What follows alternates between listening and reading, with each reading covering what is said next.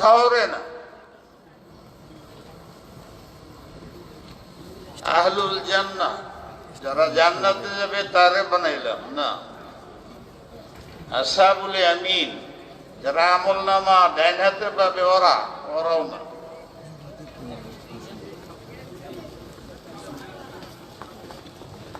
সিদ্দিকিন, শুহাদা, সালিহিন না। মুত্তাকিন, মুহসিনিন, শাকিরিন অনেক আছে। মুকসিতিন, ওদেরে বানাইলাম না।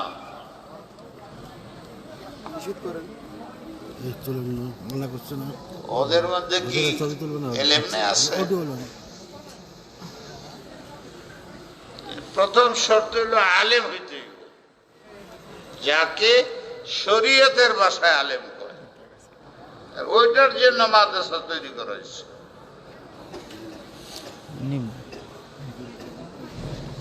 অন্য কোনো মকসদ নাই। ওইটির জন্য সারা দুনিয়াতে শিক্ষা ব্যবস্থা আছে, স্কুল, কলেজ, ইউনিভার্সিটি অনেক আছে। তো সব মিলিয়ে 2-3 লাখ ছাত্র লেখাপড়া করে। আর এক এক কলেজের মধ্যে, ইউনিভার্সিটির মধ্যে 40,000 শিক্ষক আছে। ছাত্র কতটি আলা বুঝেন? ওরা এগুলো শিখতেছে। এই শিক্ষার জন্য প্রয়োজন আছে, ওইটার ব্যবস্থা সাংঘাতিক আছে। কিন্তু যে ইলমের কথা আমি বলতেছি, আয়েশা বলতেছে না, ওইটা দুনিয়ার সাথে মূলত সম্পর্ক নাই।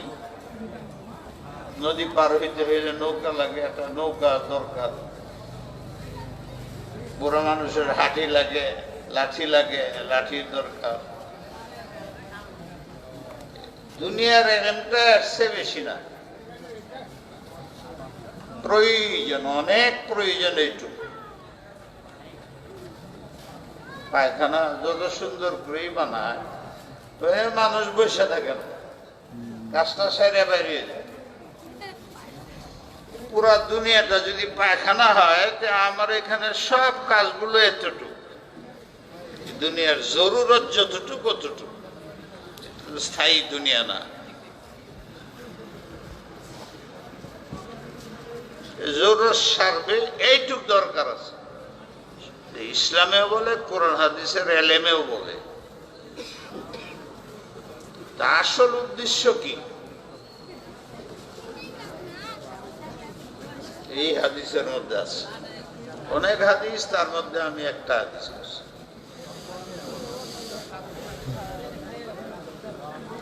লা ইয়াদখুলুল জান্নাহ আহাদ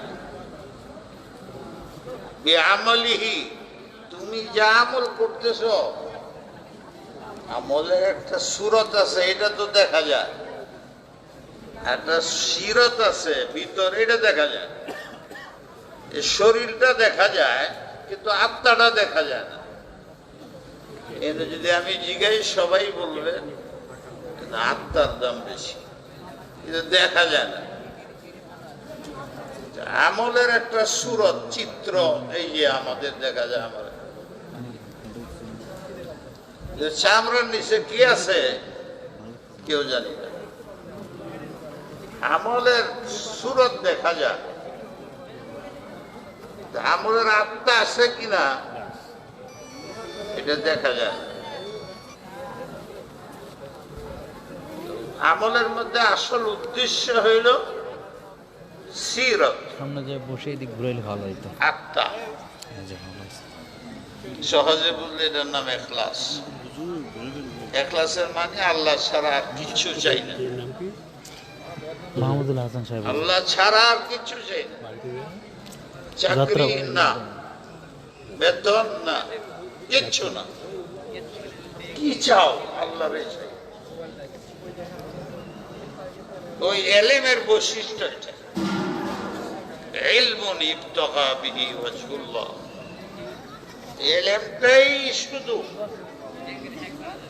আল্লাহর জন্য, আল্লাহকে পাওয়ার জন্য, আল্লাহর রেজা খুশির জন্য, আর কোনো কাজের জন্য নয়। আর যে সমস্ত কাজ আছে দুনিয়ার অস্থায়ী, এই এলেম শিখলে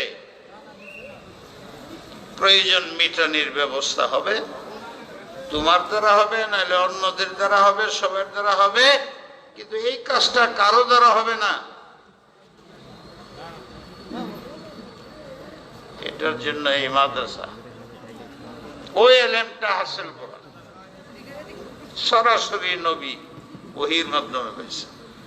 আর ওইটা একটাই লক্ষ্য বস্তু, আল্লাহকে আপন করা, আল্লাহকে অসন্তুষ্ট না করা, আল্লাহকে রাজি করা। আর এটা আল্লাহ রসুল মাধ্যম ছাড়া হবে না, ওনার সুন্নতের উপরে আমল করা। আল্লাহ পাক আমাদের সুন্নতের উপরে আমলের তৌফিক, আল্লাহ আমাদের ইখলাস দেখ, যে বলে তাকেও কঠিন তার জন্য বেশি, যে শুনে তাকেও। হযরত আয়েশা সিদ্দিকা রাদিয়াল্লাহু তাআলা আনহা বললেন, ওয়া আনতা ইয়া রাসূলুল্লাহ, কেউ আমলের দ্বারা জান্নাতে যাবে না, আপনি করেন কি? স্ত্রীদের কাছে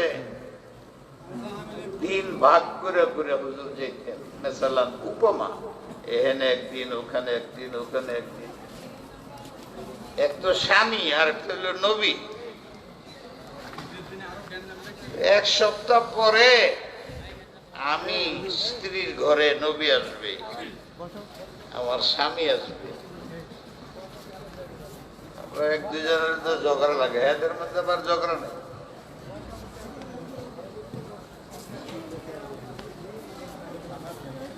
সবাই অপেক্ষায় থাকে, নবী আমার সিনায় আসবে, আমার কাছে আসবে, আমার সাথে বলবে।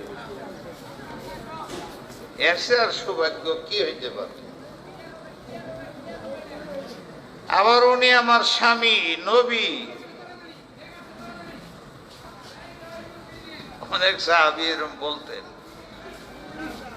যে আমি যদি পুরুষ না হইয়া আয়েশা হয়ে যেতাম তাহলে ভালো আছে। ওয়াজদের মাঝে আয়েশা এরকম মিডিয়ার মধ্যে দাঁড়ায় বলতেছে, ইয়া লাইতানি কুনতু আয়েশা, আমি পুরুষ উসাইদ বিন হুজাইর না হইয়া যদি আয়েশা হইতাম তাহলে উনি আমার স্বামী হইতেন।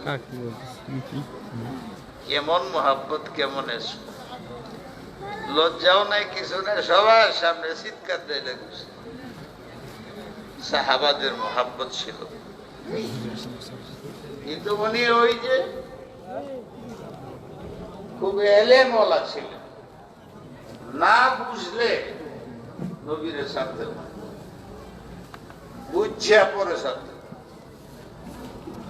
মাদ্রাসার ছাত্ররা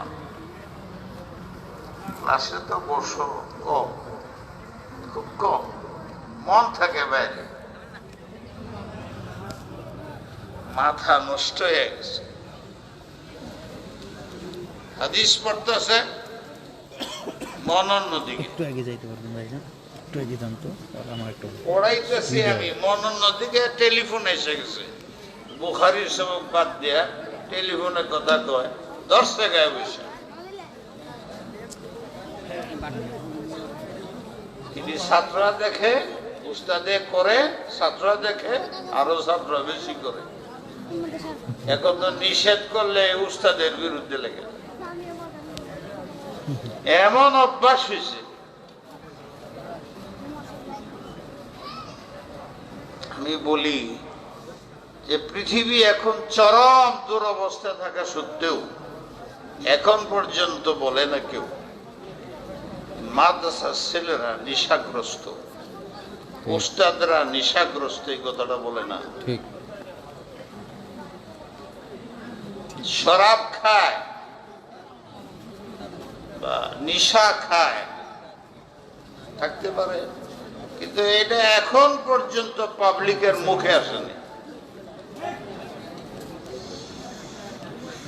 কিন্তু এর চেয়ে মারাত্মক নেশা এটা মাদ্রাসাও ছাড়ে নাই, পীর সাহেবদেরও ছাড়ে নাই, আলেমদেরও ছাড়ে নাই, মুসলমানদেরও ছাড়ে নাই, যুবক যুবতীরা ছাড়ে নাই, বৃদ্ধ বৃদ্ধারে ছাড়ে নাই, ওয়াইজরে ছাড়ে নাই, দায়ীকে ছাড়ে নাই, শেখুল হাদিসের ছাড়ে নাই। এর নাম হলো স্মার্টফোন। এই নিশার কারণে বহু তালাক দিতে রাজি আছে। জামাত ছেড়ে দেওয়া বাদ দিতে পারে,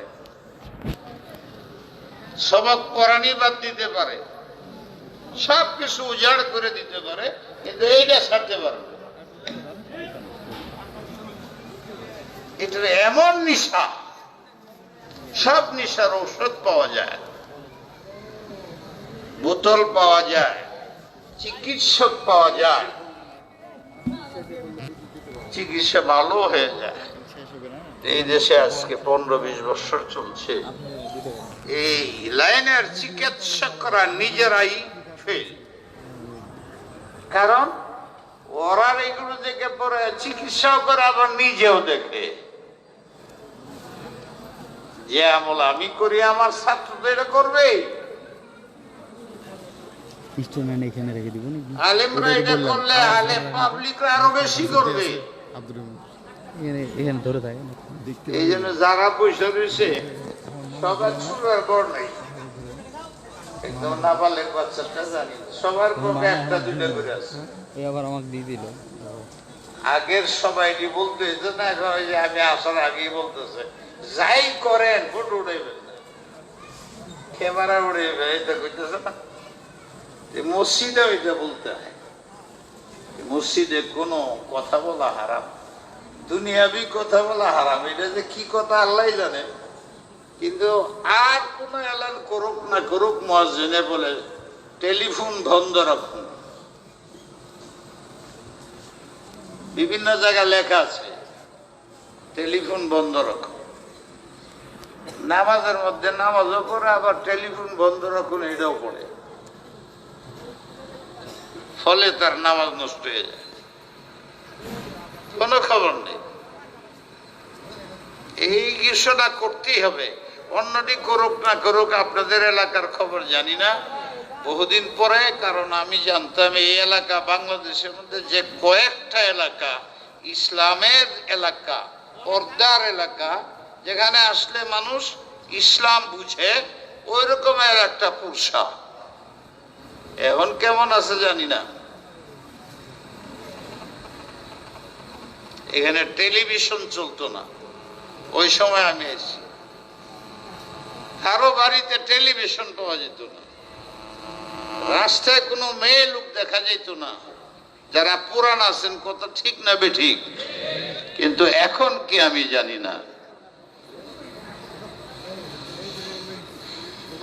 এই নেশা দূর হচ্ছে না, নেশার ডাক্তাররা নিজেরা ফেল। সব উস্তাদ রইল এই নেশার ডাক্তার, বড় বড় মুসলিহীন আলেমরা, এরা সব ডাক্তার। এটার কিন্তু ডাক্তারি করতে যা হে এটা লয়ে লইছে, যত বড় পিসাব তার সামনে বা কানের মধ্যে কিটা লাগা 2-3 মিনিট খালি যাবো। এই হাতে লইতেছে, এই হাতে না আমি কিন্তু চলে যাবো। আচ্ছা ঠিক আছে, আমি দূর দিব। কত টেলিফোন আসতেছে, মুরিদরা শুনতেছে।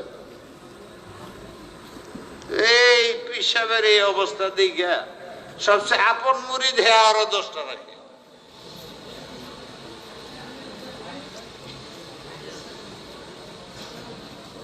হারাম হালাল নেই, এখন তো কইতেছে তামুল হয়ে গেছে, সবাই করে, বাদ দেওয়া যেত না।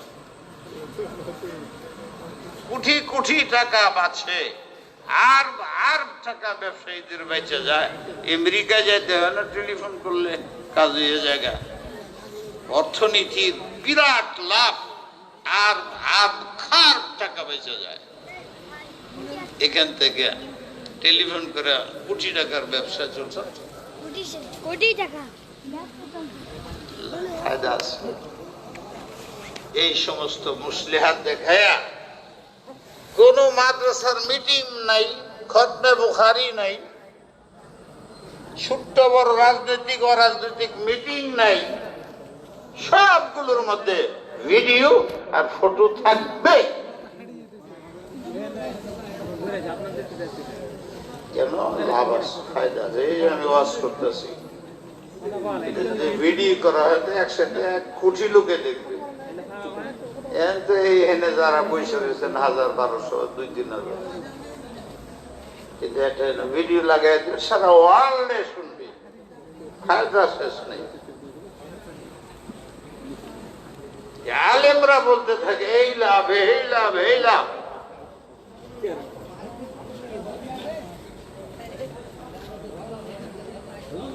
কি বলবো আর বলতে চাই না। মাদ্রাসার ছাত্র, এলেম শিখো। এলেম কি জিনিস এটাকে বুঝো। তোমরা যেটি শিখতেছো মাদ্রাসা, এটি এলেম না, মালুমাত। মালুমাত এলেমের খাবে। মালুমাত বুঝো, সামনে দিলে ব্রেন ভালো বাজায় আছে, 50টা নাস্তা মস্ত করেছ, কিন্তু এই মশলাটা কোন আয়াত থেকে আইছে, কোন হাদিস থেকে আইছে, কেমনে ইস্তেমবাদ করছে, এই তো পাবলিক বুঝবে না। আলেম তো কম না এখানে। এবারাতুন্নাসে কি বলে, ইশারাতুন্নাসে কি বলে, দালালাতুন্নাসে কি বলে, ইক্তেজাউন্নাস কি বলে, ইস্তিনাসুন্নাস কি বলে, বিষয়টা এ সারা বুঝা সারা এলেম আসে না। যেটি মুখস্থ করছো ফটফট করে বলে দিবে হাফেজ সাহেবের মতো, কিন্তু যদি ডাইন বামে তোমার প্রশ্ন করে তোমার জানার বাইরে, একটা প্রশ্নের জবাব দিতে পারবো না। এই বইয়ের মধ্যে লেখা আছে, গাইডের মধ্যে লেখা আছে, এটি মুখস্থ করছো, আর তোমার প্রশ্ন করলে তুমি বলতে পারো এইটারে বলে মালুমাত। বেহেশতি যাওয়ার যদি মুখস্থ করো, আহকামে জিন্দেগি মুখস্থ করো, বাংলাদেশের মধ্যে একটা আলেমও বেরিয়েব না এতটি মশলা একসাথে জানে। এটা পাবলিকও করতে পারে। এটা হলো মালুমাত। এ তোমারে যদি জিজ্ঞাসা করি, বলো কি আল্লাহ, নাস্তিকরা বলে আল্লাহ কাল্পনিক, এটার একটা জবাব দাও। পারে না।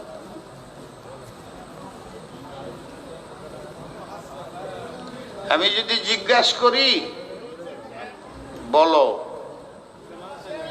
জালিকাল কিতাব লা রাইবা ফি হুদাল লিল মুত্তাকিন, এই যে কয়েকটা শব্দ আলিফ লাম বাদ দিলাম, জালিকাল কিতাব লা রাইবা ফি হুদাল লিল মুত্তাকিন, এই 3টা শব্দের মধ্যে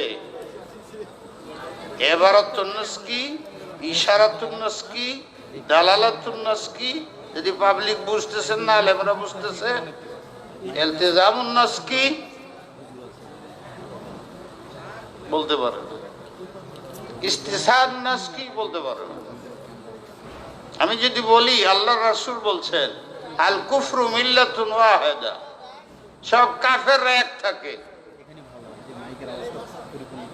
ওদের মধ্যে আমরা বলি সব কাফের এক, আমরা আমাদের মধ্যে ঝগড়া কলহ, কত মাদ্রাসা ভাঙতেছে, কত মসজিদে গন্ডগোল, কত তবলিগ গায়রে তবলিগ কেরে তার এইটা নিয়ে গন্ডগোল, সব জায়গায় গন্ডগোল।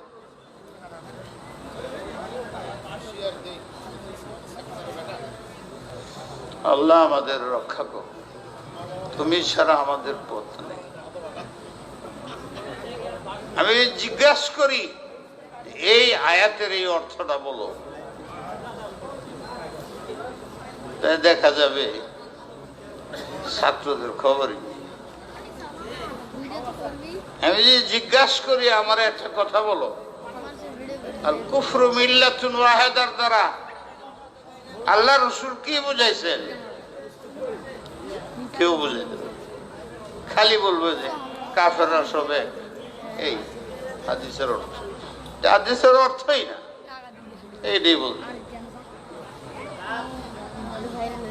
ওমান নুআম্মিরহু নুনাক্কিসহু ফিল খালক, কোরআন শরীফের সূরা ইয়াসিনের মধ্যে। এটা যে জিগাই ফিল খালকের কয়াত কি, কেন লাগাইছে, কেন এই ফিল খাল শব্দ হয়েছে? মানে নুআম্মিরহু নুনাক্কিসহু, শেষ। যারা বৃদ্ধ হয় এরা দুর্বল হয়ে যায়, জানা কথা। এটা আল্লাহ কেন বলল? নুআম্মিরহু নুনাক্কিস, বুড়া হইলে মানুষ দুর্বল হয়ে যায়, ঠিকই তো। এটা বলার তো দরকার নাই, এটা দেখতেই আসি। ফিল খালক এই কয়েদ কেন, এই শব্দ আল্লাহ কেন বাড়াইছে, এটা অর্থ বলো। এইটা বলতে পারে, কারণ এটা তাফসীরে পাইনি, গাইডের মধ্যে নাই। মুখস্থ করছি আমি, হাফেজ হয়েছি, হাফেজের অর্থ জিজ্ঞাসা বলতে পারবে? কষ্ট পাইও না, দুই তিনটা কইলেন পারবা ফিল খালকের, সাহস করে একজন দাঁড়ায়। এই কয়েকটা কেন হয়েছে? আল কুফরু মিল্লাতুন ওয়াহিদা কেন বলা হয়েছে? এটা আসল অর্থ কি? যালিকাল কিতাব লা রাইবা ফিহি হুদাল লিল মুত্তাকিনের ইশারাতুন নাস কি? এতটি আলেম দাঁড়ায় বলেন যে হুজুর এই আমি খুব জানি তা না, তবে আমি 40-50 বছর পুরানো হাদিসে যা পারি চেষ্টা করি, আর এই সাইডটা আমি বেশি চিন্তা করি। এমন কোন প্রশ্ন যদি আসে অতীতে ছিল না, প্রশ্ন হয় নাই, আর এই যুগে যদি হয়ে যায়, এই প্রশ্নের জবাব তো আমাকে দিতে হবে। এটা চিন্তা করে আমি মাঝে মধ্যে এটি বানাই।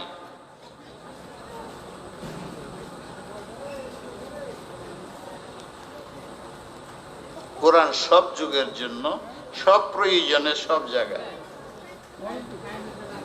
আলেমরা বলতে থাকে আমাদের সংবিধান, জোরে বলেন, পবিত্র কোরআন। আমাদের সংবিধান, কষ্ট লাগতেছে, খিদে তো আমার বেশি লাগছে। 12টা, 1টা, 2টা, 3টা, 4টা, 5টা, 6টা, 7টা, 8টা, 9 ঘন্টা হয়েছে। মুদাংশ হুজুর খাইতে কইছেন, ছাটা না, কারণ আমি জানতাম যে এখানে এশার পরে বয়ান হয় না। আমি যে একবার আসছিলাম, পৌঁছার মাত্র 5-7 মিনিট বাকি, আজকেও তাই হয়েছে। তো এলান হইতেছিল যে আগামী কালকে মাওলানা মাহমুদ সাহেব বয়ান করবেন এসা আগে। আমি লোক দুটো দৌড়ায় পাঠাইছি, যে আমি কালকে নাই, আজকেই। পরে আবার দৌড় করে এলান করা হয়েছে নামাজের পরে মাওলানা মাহমুদ সাহেব বয়ান করবেন। পরে আমি এসার পরে বয়ান করে চলে গেছি। তখন থেকে আমি জানি যে এখানে সালানা মিটিং 9টা, এসার পরে শেষ। রাস্তায় বারবার জিগেছি, এরারেও জিগেছি, এই তো সবার সময় নেই। এখন জিগেলাম, কেন হুজুর আরেকজন বক্তা আছে, তাহলে কিছু চেঞ্জ হয়েছে মনে হয়। এই জানি আমি প্রথমবার যে আসছিলাম, এই দুঃখের কথা। এখন নামটা মনে আছে, আব্দুল আজিজ, আব্দুল হালিম আছেন না নাই, কই জানি আছে। কি কপাল, আমি তো জানি না, রাস্তা নাই। আমরা হুজুররা কিন্তু আসল কথা বলে না, আইনে পড়ে মুশকিল। হযরত নুরউদ্দিন গহরপুরী সাহেব বলতেন, বক্তা ওয়াজের আগে বক্তা, পরে হইল তক্তা, জিগায় না কিছু দিবার হওয়ালে সবাই এর বুঝাইয়া দে, নাহলে হুজুরের সাথে গাড়ির বসে একটু দেয় নেমে ইটা মাই সে দেখে আলেমরার গাইলে কেমনে দিবা এটাও বুঝো বেশ সামনে কত বদনাম যেটা হইতা আছে, আল্লাহ হেফাজত করে। আমি তো অনেকেই বলে আপনাদের এলাকায় মশুর আছে কিনা, বাকি আলেমরা কয় যে উনার মতো রাগী মানুষ পৃথিবীতে নেই। সব আলেমরা হুজুর খুব রাগী মানুষ, এই যে কইল যে সাবধান, ওইটার কারণেই কইছে সাংঘাতিক রাগী মানুষ।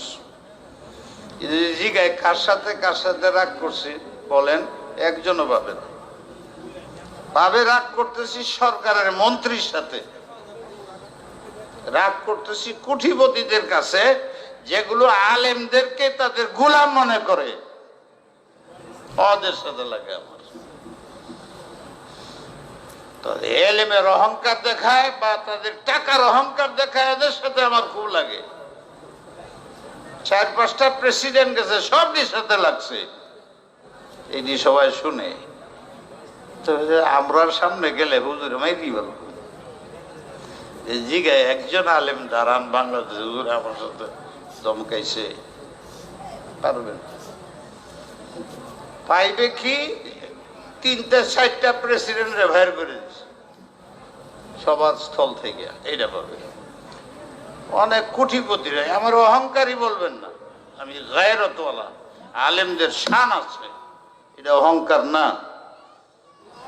ছেলে যদি বাবারে না মানে তো বাপের মনে কষ্ট হয় না?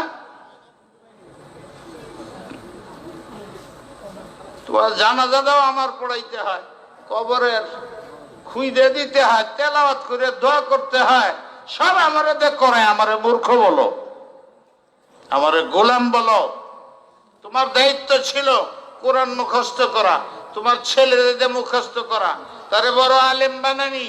এগুলো তোমরা সব বাদ দিয়া দুনিয়ার পিছনে লাগছো।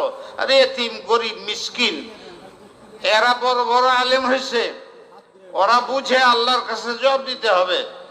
লাখ টাকা কামাই বাদ দিয়া মাদ্রাসার মধ্যে সামান্য পয়সা নিয়া জনগণের সাহায্যে মাদ্রাসা চলে, ভিক্ষুকের দল, মূর্খের দল। হাসরের মধ্যে চোখ খুলবে, স্বপ্ন চোখ খুললে যেরকম, তখন বুঝবা কাদের গাইলিতেছ, কার পিছে নামাজ পড়ো। এটা সামাজিক কাজ না, কার দ্বারা বিয়া পড়াইছো, এটা সামাজিক কাজ না। আল্লাহ আমাদের বুঝবার তৌফিক দান। এই কথা আমার কিন্তু কথার লাইন থাকে না, বলতে থাকি যেদিকে যায়। হযরত থানভী বলছেন, আলোচনা বিষয় ঠিক করে ওয়াজ মাহফিলে ওয়াজ করা যায় না। এটা গবেষণার ক্ষেত্রে সেমিনার তোমরা হয়ে না করো, এটা ওয়াজ মাহফিলের মধ্যে এখলাসের সাথে বলো, দিলে যেটা আসে এটাই বলতে, ওইটাই জনগণের জন্য লাভ হবে। যাই হোক, আমি ছাত্রদের বললাম এলেম হাসিল করো, মালুমাত নয়। মালুমাতের জন্য মাদ্রাসা এগুলোর কোনো দরকার নেই। এটা দল আছে আমাদের দেশে, এই এলাকাতে আছে কিনা জানি না,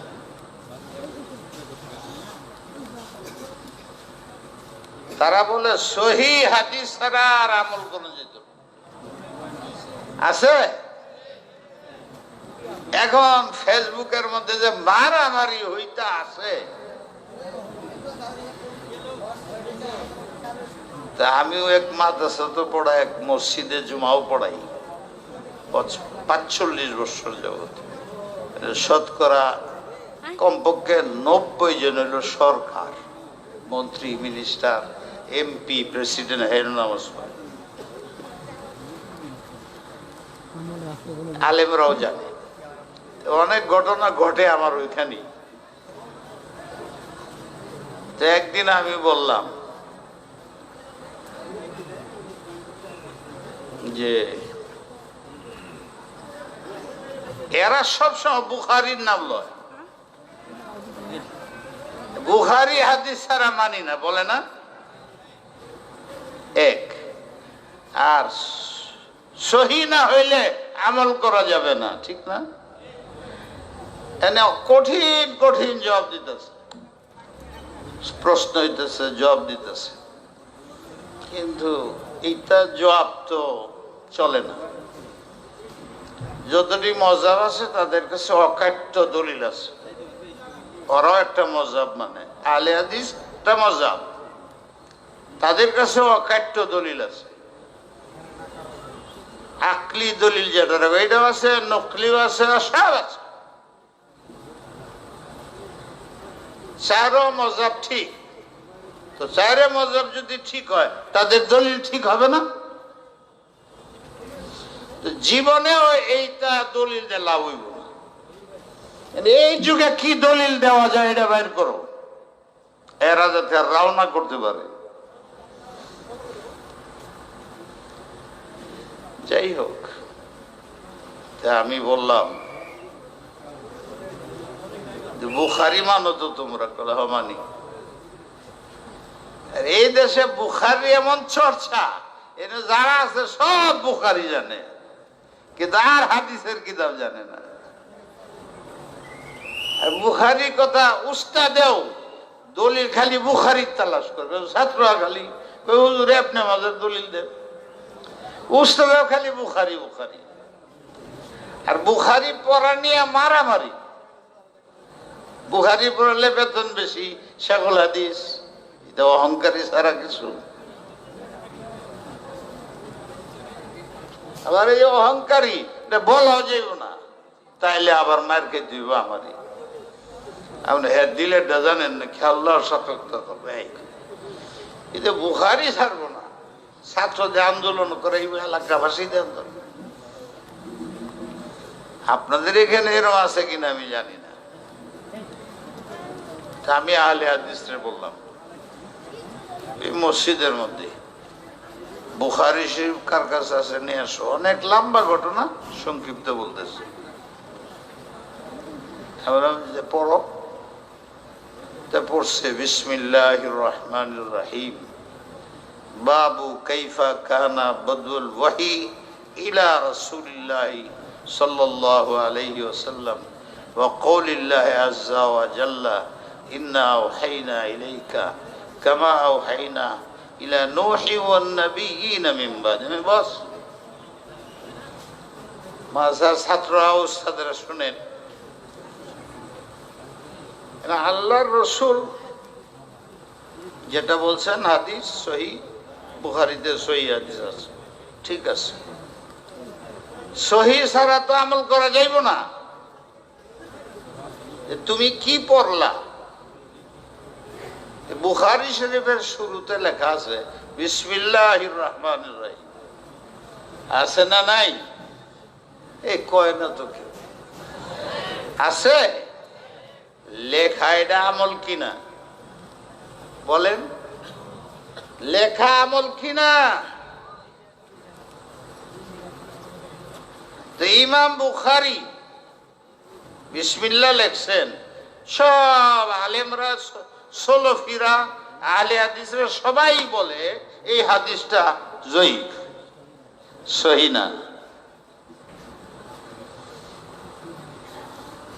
খানা খেলে বিসমিল্লাহ বলতে হইব, যাই করো বিসমিল্লাহ বলে বলবা, বরকত হইব। এই হাদিস সনদ দুর্বল, জয়ীফ, মতন ঠিক না, বেরসের ইস্তেরাব কয়, অর্থ ঠিক না। সারা দুনিয়ার মানুষে বিসমিল্লাহ বলে খায়, কাম করে তো বিসমিল্লাহ বলে, ঠিক? কিতাব বইটই লেখে তো বিসমিল্লাহ, চিঠি লেখে তো বিসমিল্লাহ। এই হাদিস সহি না। যখন সহি না, তো ইমাম বুখারী লেখলো, আমল করলো কেমনে? লেখাটা আমল কিনা? যদি আমল হয়ে থাকে, এই জয়ীফ হাদিসটার উপরে ইমাম বুখারী আমল করছে না করে নাই? জোরে বলেন। এটা কোন সরার মধ্যে লেখা নাই। এটা আমি চিন্তা ভাবনা করে বাইর করে ওরে কইলাম, তুই না বলাস বুখারী সারা হাদিসের উপর আমল করা যাবে না, বিসমিল্লাহ হাদিস তো বুখারীতে নাই। আর ইমাম বুখারী নিজে বলছে এটার সনদ ঠিক না, মতনের ইস্তেরাব, অর্থের ইস্তেরাব। তো উনি এটা আমল করলেন কেমনে? এই যে চুপ হইছে, এ না অনেক আছে আমি জানি। আমি বলে গেলাম, তোমরা আমার ছাত্র, জীবনে শোনো না এই জবটা, ঠিক করে রাখো। যে ওরা আসবে, এ তোমাদের বুখারী সে বিসমিল্লাহ লেখছো কে? এ হাদিস জয়ীফ, লাইসা সহিহান। সর্বশেষ সিদ্ধান্ত, লাইসা সহিহান দুনা সহি ফাওকা যায়ীফ ওয়াল হাসান, লাইসা সহিহান।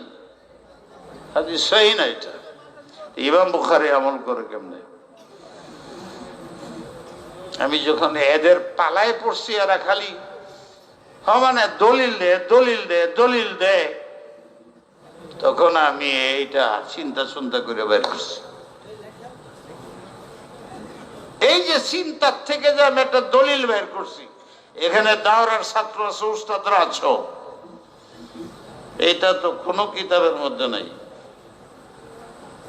এই হালাতের কারণে বুঝা আমি এটা আমার দিলে আল্লাহ ঢালছে। এটা এমন কঠিন দলিল হয়ে গেছে সারা ঢাকায়, বিশেষ করে যে এইটা বললে এরা এখন বুখারী করে না। তোমরা সব বুখারীতে বিসমিল্লাহ বাদ দাও, জয়ীফ হাদিস। আমি যেভাবে বলছি, আমি মনে করতেছি যে পাবলিক যারা, আপনারাও বুঝছেন। আরো কথা আছে, একটা বললাম কারণ ছাত্রদের জন্য এটা কাজে লাগবে। এই যে আমি একটা নুকতা বের করলাম, এটা আমার এলেমের থেকে বের হয়েছে, মালুমাত থেকে না। মালুম মানে জানা থেকে। আমি যদি বলি যে এই লোকটার কাছে 1 কোটি টাকা আছে, আপনি যদি বলেন হুজুরের কাছে 1 লাখ টাকা আছে, এটা আপনার কি লাভ হইল? যারা শুনাইলেন কি লাভ হইল? এখন তো আরো ভয়, রাস্তার মধ্যে গুলি করে দেয় কিনা, ডাকাইতে ধরে কিনা। কোন লাভে আপনি বললেন যে এই লোকটার কাছে 1 লাখ টাকা আছে? এটা ক্ষতির মধ্যে ফেলাই দিল। এটা লাভের অর্থ করা যায়।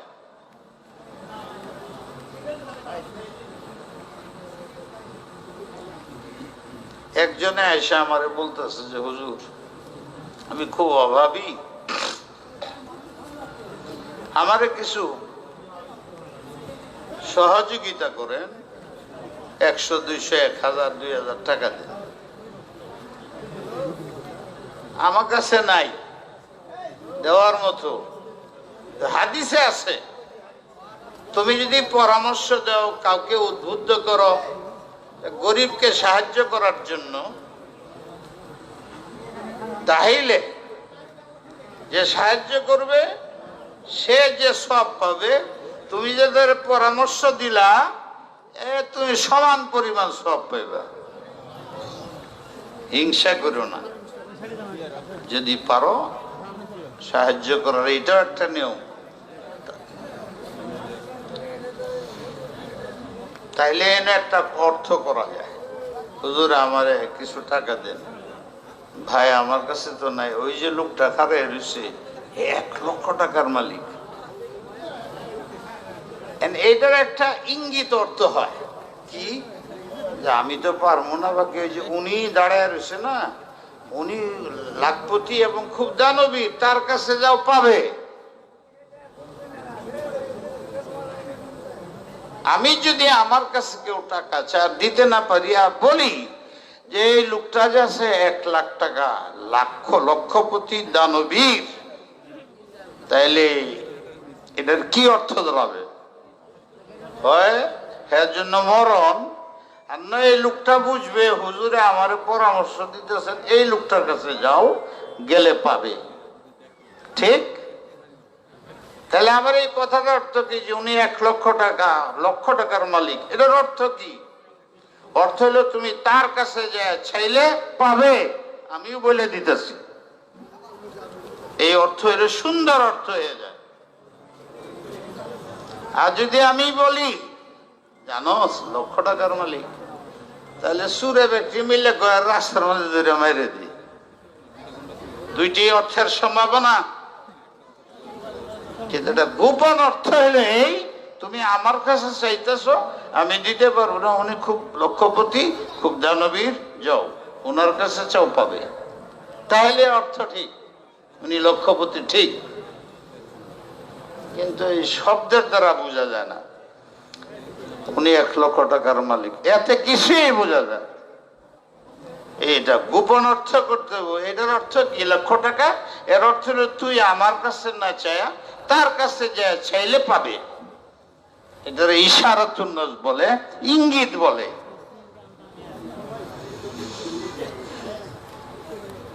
কিভাবে বুঝাবো আপনাদের? লা রাইবা ফি, কোরআনে কোনো সন্দেহ নাই। এটা কেডা না জানে? আমরা মুসলমানদের যে কেউ রে জিগাও কোরআনে সন্দেহ আছে, সবাই কি বলবে? আসলে আছে? কোরআনে সন্দেহ আছে?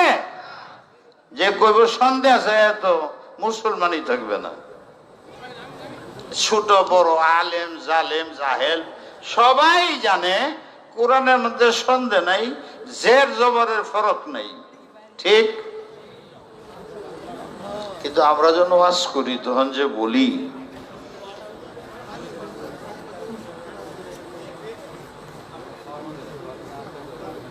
আল কোরআনের আলো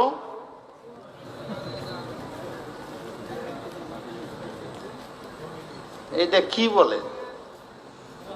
ইসলাম জিন্দা হতা হ্যায়, জোরে বলে নাকি? জোরে? হ্যাঁ, এটা সবাই কয় না, বেলে এনে কথা কইতেছে। ইসলাম জিন্দা হতা হ্যায় হার কারওয়ালা কে বাদ, এই স্লোগান দিতেছেন না? আমাদের সংবিধান জোরে বলে? চিন্তা করছেন সংবিধান বদলে না বদলে না? সংশোধন করা যায় না যায় না? কোরআন সংশোধন করা যায়? এটা সংবিধান হলো কেমন? সংবিধানের উপরে নিচে লাস্টে প্রথমেই লেখা থাকে এটা পরিবর্তন যোগ্য। এই যে গ্যাসের সরকার এক সংবিধান বানাইছে বদলায়া, এখন আরেক সরকার আছে পতনের পরে, তারা ওই আগের সংবিধান বদলাইতেছে। তাহলে সংবিধানটা, এটার পরিভাষাটা, এটার মধ্যে লেখা থাকে পরিবর্তন যোগ্য। অন্যটি কিছু না হইলেও সংবিধান পরিবর্তন করা যায়। কোরআনকে পরিবর্তন করা যায়? জোরে বলেন। এটার সংবিধান বলেন কেমনে? আমি যদি উস্তাদ হইয়া আলেম হয়ে এগুলো বলি, তা আমার ছেলেরা কি করবে? কি করবে আমার ছেলেরা?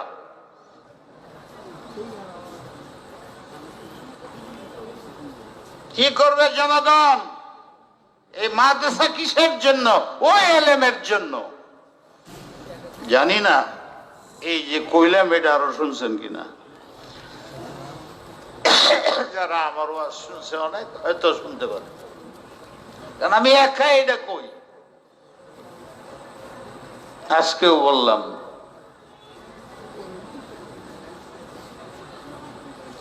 ইসলাম জিন্দা হতা হ্যায় হার কারবালা কে বাদ।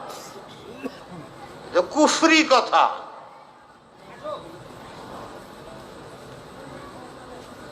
এইটা আমাদের পাবলিকের মধ্যেও চলছে, ছাত্র উস্তাদের মধ্যেও চলছে।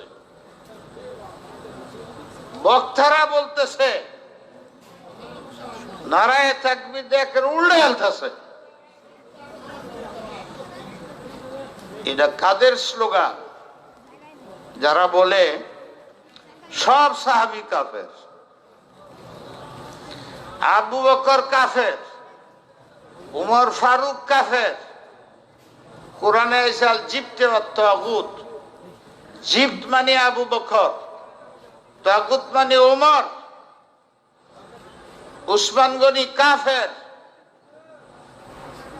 সে এক মহিলার উপরে আশেক ছিল, মারা গেছে, কবরে দাফনের পরে গোপনে গায়ের সাথে জিনা করছে। আলী রাদিয়াল্লাহু তাআলা আনহু কাফের। কেন? আবু বকর কাফের, উসমান কাফের, আলী, আবু বকর কাফের, উমর কাফের, উসমান কাফের, আলী তাদের মানলো কেন? এলাকে সব কাফের। এই তিন যুগ, চার যুগ আর হাসান রাদিয়াল্লাহু তাআলা আনহু, এছাড়া এর পরের থেকে ইসলাম নেই। এই তিন যুগ, আবু বকর যুগে ইসলাম নেই, ছিল না পৃথিবীতে, ইসলাম নেই। কোরআন 40 পারা, এরা বদলে 30 পারা করছে। তাকিয়া কয় তারা। তা আবু বকর জিপ ছিল কাফের, উমর তাগুত ছিল কাফের, উসমান গনি জিনাকার কাফের, আলীও কাফের, হাসান কাফের না, কিন্তু ওনার সাহস আছেন না। এই যুগ পর্যন্ত পৃথিবীতে ইসলাম ছিল না।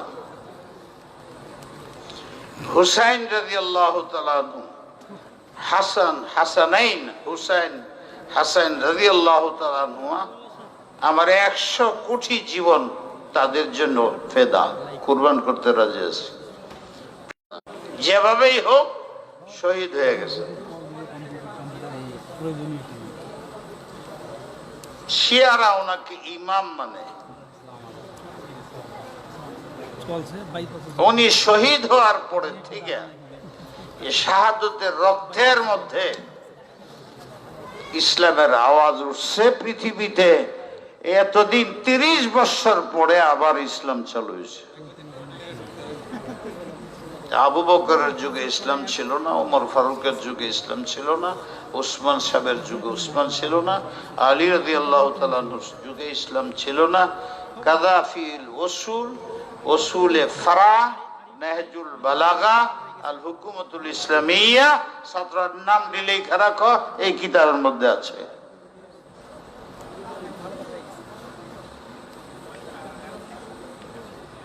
যদি এটাই সত্য হয় তাহলে হুজুরের পরে ইসলাম ছিল না। এই জন্য তারা বলে ইসলাম জিন্দা হতা হ্যায় হর কারবালা কে বাদ। কারবালার পর থেকে ইসলাম জিন্দা হয়েছে, এর আগে ইসলাম ছিল না। আবু বকর সিদ্দিকের যুগে ইসলাম ছিল কিনা? উমর ফারুকের যুগে ছিল কিনা? হযরত উসমানের যুগে ছিল কিনা? আলী রাদিয়াল্লাহু আনহুর যুগে ছিল কিনা? কারো দ্বিমত আছে? তারা বলে ছিল না, এরা সবটি কাফের। ওরা বলে ইসলাম জিন্দা হতা হ্যায় হর কারবালা কে বাদ। এইটা আমাদের মাদ্রাসা কেমনে ঢুকলো, ছাত্রদের মধ্যে কেমনে ঢুকলো, উস্তাদের মধ্যে কেমনে ঢুকলো? এই স্লোগান।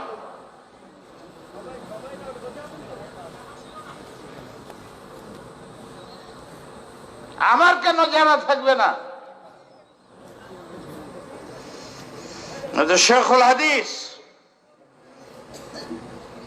মুফতি আজম, আমি কেন বলি এটি? আমার ছেলেরা কি করবে? ছেলে তো এখনো কমি মাসের ছেলেরা উস্তাদদেরকে মা বাপের উপরে স্থান দেয়, ওদের পাউটি বেঁধে মাথাটি বেঁধে ভালো খানা বাসাত পাকাইলে পিটানে হুজুরে খাওয়ায়।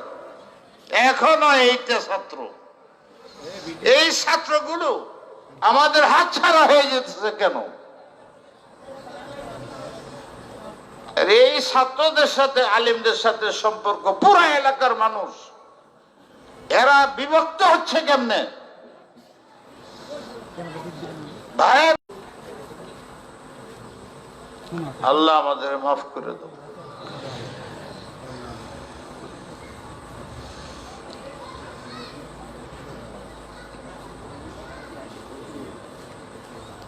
আমি কয়টা মিশাল দিব এটা শুনাইলাম, এই আশায় যে এই শব্দগুলো ছাত্র আমি তো বইলে গেলাম, উস্তাদরা আমি তো বইলে গেলাম, আপনারা দেখেন কিতাব টিতাবে কথাটা ঠিক হবে। যদি ঠিক হয়ে থাকে লজ্জা নাই, বলেন যে না এই স্লোগান ঠিক না, তা না হলে এটা তো সর্বনাশ হয়ে যেতেছে। এই কারণে যাদেরকে আমরা বলি যে এটি যারা বলে এরা কাফের, হেরা আমাদের মাথার উপরে শহর হইতেছে, গলত বুঝাইতেছে। এই আল্লাহ আমাদের হেফাজত করুক। লা রাইবা ফি, কোরআন যদি সন্দেহহীন হয়ে থাকে তো এটারে সংবিধান বলেন না, পরিবর্তন হয়। কথা কি আমি ভুল করলাম নাকি? এত আসতে বলেন, ভয় লাগে। হ্যাঁ, কোরআন কইলে মানুষের চিনে না চিনে না, সংবিধান তো বাংলাদেশের মানুষে বুঝে, পাকিস্তানের মানুষও বুঝে না, এরা কয় দস্তুর। বিশ্বের কোথাও সংবিধান কইলে বুঝে না, লোকেতে ইংরেজি লিখতে হয়। এই বাঙালি যারা আছে এরা বুঝাইতে বুঝে, এরা কিছু বুঝে। 60% মানুষ সংবিধানের অর্থ এখনো বুঝে না বাংলাদেশে।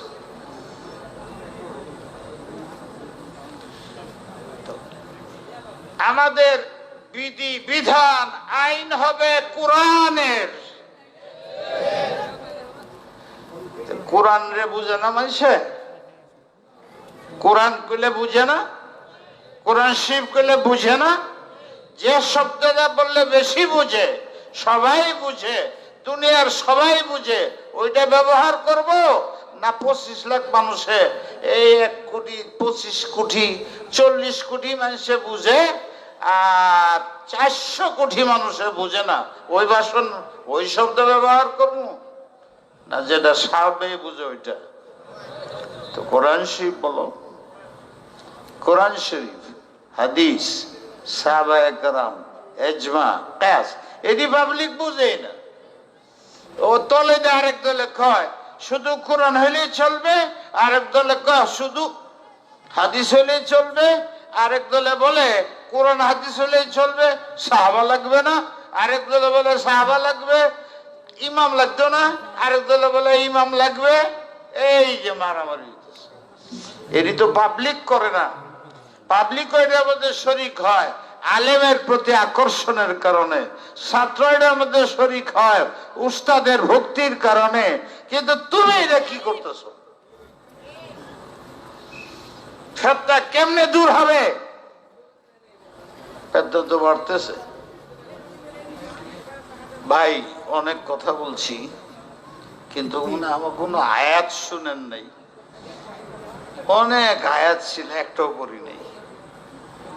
অনেক হাদিস আইছে, একটাও পড়ি নাই। হাদিসটি পড়া যাইতো, কিন্তু যেহেতু আয়াত পড়তেছি না, যেন হাদিসও পড়ি নাই। এই মশলাটা বইলা ছেড়ে দিই, কারণ আমার কথা একটা কিরম জানি হইতেছে। শ্রোতারা তো এই ধরনের কথা শুনে, উল্টা পাল্টা কথা কই। হ্যাঁ, উল্টা পাল্টা না,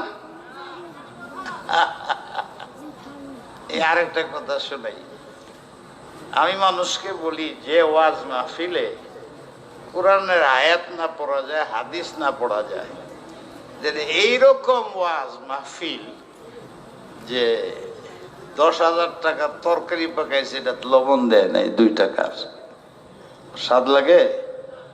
মাত্র 2 টাকার লবণ না দেওয়ার কারণে 10,000 টাকার তরকারি বাদ।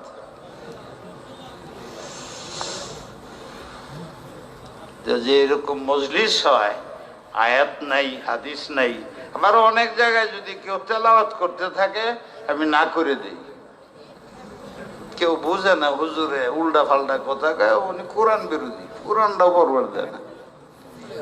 আপনাদের তো কইলাম না যে একবার আসছিলাম ঠিক আসরের এসার আগে দেয়, পরে বয়ান করে খট্টর খট্টর মাস কি জানিস মাসুম সাহেব ছিল না, রাজশাহী টিনের ব্যবসা করতো, মামুন সাহেব, খুব রাগ হয়েছি তার উপরে। সব আলেমরা হইলো যেত, এখানেও সব আলেমরা আসতো, ভয়ের ছুটে পলাইছে। পরে একটা ট্রাক এনে দিছে, আবার লয়ে এসে রাজশাহীতে ট্রাক দেয়। সকালে উঠে দেখি সবাই একটা একটা কি জানি কয় হোন্ডা, এইগুলো দৌড়তেছে। এ তো জীবনে আমি উঠি নাই, আর আবার লজ্জায়। পরে ওই যে কার নাম কইলেন, আব্দুল হালিম, আছে কি না থাকলে তো দেখা করতো। হ্যাঁ কি হয়েছে? ওইটা ছিল বাকি বিল্লা। এখানে যে ছেলেটা আমার হুজুর আপনার আমার দায়িত্ব, আপনারা পিছে বসায়া রাজশাহী পৌঁছায় দেন। সর্বনাশ, দেখি যে আর কোনো রাস্তা নাই। বললাম যে 1-2 কিলোমিটার হাইটে যাও, ওখানে আমি উঠবো। তো এইভাবে হাইটে গিয়া উঠলাম, যাইতে একটা কি জানি এইভাবে নিচে 8-10 ফিট গিয়ে এইভাবে উঠতে একটা খালের মতো আছে। হেজন এবার দিয়ে টান দিছে, আমি পিছিয়ে দিয়ে পড়ে গেছি। এত গে উপরে উঠে পড়ছে। রাজশাহীর সবার ঘটনা। হেজায় দেহে আমি নাই, নেমে দেহে ধুলা টুলা, কই যে কি হয়েছে আল্লাহ জানে। কাপড় চুপড় সব প্যাক লাগিয়া পরে উঠায় নিছে। এখন কি করি? এর মধ্যে আবার ভুলে জুতা পড়ে গেছে, এটা খেয়ালই নাই আমার, লইছে জুতা পড়েছে। 11টা ফ্লাইট ধরতে হবে। গেলাম, সারা শরীর বালু টালু, একটা পেরেশানি। যা শুনি 11টার ফ্লাইট 4টার সময়। আর কেউ হইলে বলতো কারামত হয়েছে। ওহেতে বাকি বিল্লা কইলেন না, বাকি সাহেব ওনার বাসায় গেলাম, কাপড় টাপড় ঠিকঠাক করে 4টার সময় এসে প্লেন দেশে। এটা হলো একটা সফর এখানের। এরপরে একটা সফর দিনের বেলা এখানে করছি, আর এইবার আসলাম 3। আরেকবারের কথা বললে কেউ সাক্ষী দেওয়ার নেই। একটা সময় ছিল এখানে তো বড় বড় আলেম, চিটাঙ্গের হাটাদারি, পটিয়া সব বড় আলেমরা এখানে আসতো।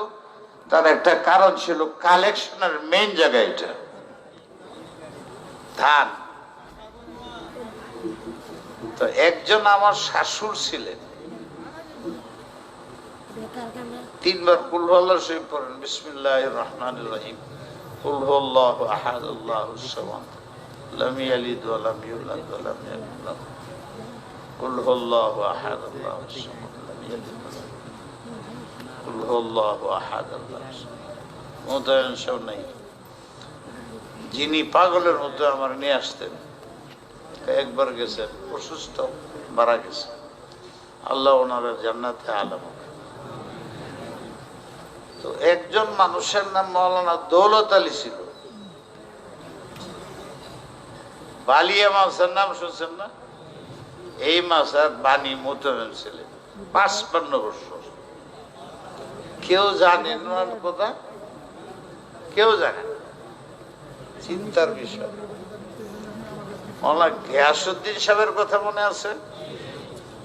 ইনার আগে ছিলেন মৌলানা দৌলত আলী সাহেব। উনার কেন্দ্র এটা। এই এলাকায় বালিয়ার জমিন আছে, সভা টভা হইতো না দৌলত আলী সাহেবের ছাড়া। উনি আবার আমার শাশুড়। এরপরে আসছেন হযরত মাওলানা গিয়াসউদ্দিন সাহেব রহমতুল্লাহ আলী। উনারও কেন্দ্র ছিল এখানে বালিয়ার। পরে উনারও তো চিনেন, একজন দাঁড়াইছে মাওলানা দৌলত আলী সাহেবের চিনতেন। এটা কেডা? মারাই গেছে 40 বছর আগে, কি চিনবে? একজনেও চিনে না। চিনছেন? ইনার কেন্দ্র ছিল এখানে। এই এলাকায় জমি আছে বালিয়া মাদ্রাসা। গিয়াসউদ্দিন সাহেব আসতেন। ইনার দুজন আমার মুরব্বী। এইটা আমার একটা আকর্ষণ ছিল, এরা সব এই কেন যায় হাটাহাটি, সব হুজুররা ঢাকার বড় বড় হুজুর সব দেহি এখানে আসে। যে কারণেই আসে এনে বরকত আছে। আমার একটা কারণ আসার এটা, আল্লাহ আমাকে আমার আশা যাওয়া এটা কবুল করে যেন জান্নাতের ব্যবস্থা করে দেয়। এই একটা মশলা কয়ে শেষ করি। কোরআন শরীফ তেলাওয়াত করলে করা মুস্তাহাব,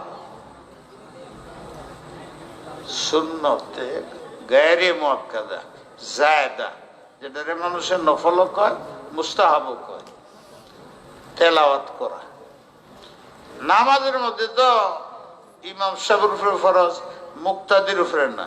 আর একা নামাজ পড়লে মুক্তাদিরও তেলাওয়াত করা ফরজ, ওয়াজিব।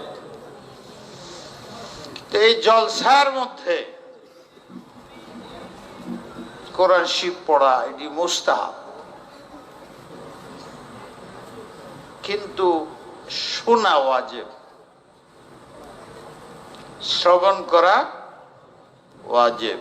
ওয়াজিব তরক করলে যে গুনাহ হয়, কোন কারণ ছাড়া সে যদি তেলাওয়াত না শুনে, তার ওয়াজিবের গুনাহে কবিরা, ওয়াজিব তরকের গুনাহে কবিরা হয়। বুঝেন নাই? আমি কেউ তেলাওয়াত করতে থাকলে বন্ধ করে দিই। আমি নিজেও তেলাওয়াত করি না, এই লবণ ছাড়া সালন দিই। আর যেদিন পারি মনে হয় তো আগেই বলে ফেলাই, আজকে বলতে শেষ, ওয়াজি শেষ। আমি বলি, আমি যে তেলাওয়াত করতেছি, হ্যাঁ যে তেলাওয়াত করতেছে, মাহফিলের ভিতরের মাইক লাগে 10টা, বাইরে লাগে 20টা। অন্য অন্য অসুবিধা রইল, এখানে যে তেলাওয়াত করতেছে মাহফিলের মাইসে শুনে না, মঞ্চের মধ্যে বসে থাকে, কোনো গপ্প করে, অমুকরে নিয়ে আসো, অমুকরে খানা খাওয়াও, এইটা।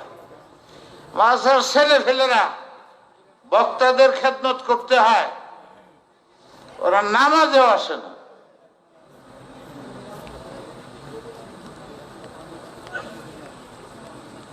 বড় বড় হুজুরদের খেদমত করতে হয়।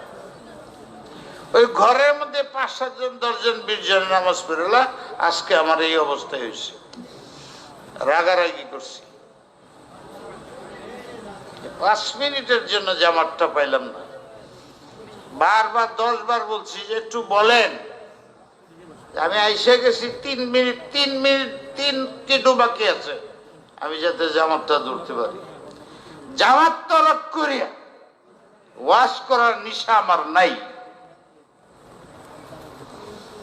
জামাতের শরীক হওয়া ওয়াজিব, অনেকে ফরজ বলছে। ওয়াজ করা আমার জন্য মুস্তাহাবের চেয়ে বেশি কিছু না, কিন্তু আমার 2টা ওয়াজিব আজকে তরক হয়েছে। মাগরিবের নামাজ পড়ছি লাস্টে, এইটুক যে জামাত পড়ছি, কিন্তু মসজিদের জামাত পাই নাই। এইটা উঠার সময় দেয় বলতেছি, কয়টা নামাজ? কলে 8টায়। পোস্টে পারমু? কলে হ্যাঁ। নাহলে রাস্তাত পড়মু? না ওই পামু। লগে যে ছিল এর মধ্যে দেখলাম ভয়েস নেই, আমি বই রয়েছি নামাজ 3 কিলোমিটার। এই ক্ষমতা ছিল না এই কথা বলা। সব বক্তারা পেরেশান করো, 5 মিনিট দেরি করলেই তো আমি নামাজটা পাই যাই। এশার নামাজ জামাতে পড়লে, সকালের নামাজ জামাতে পড়লে সারা রাতে ইবাদত করার সব হয়। আমার এটাতে বঞ্চিত করছে। আমার ওয়াজতে মানুষের কি লাভ হইব?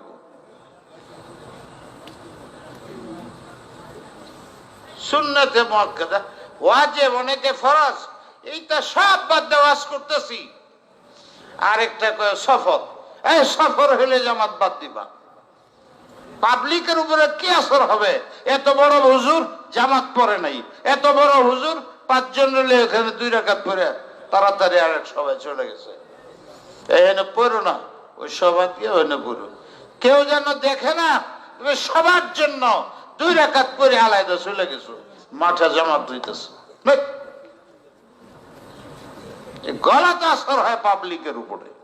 ওই পাবলিক আস্তে আস্তে আলেমদের শ্রদ্ধা করে না, সেও জাহান্নামী হয়, আমার কারণে হয়। এই জন্য আমি কোরআন শরীফ পড়ার কথা বলি, যে আগে এটা সভা হইলে তেলাওয়াত হবেই, আয়াত হবেই।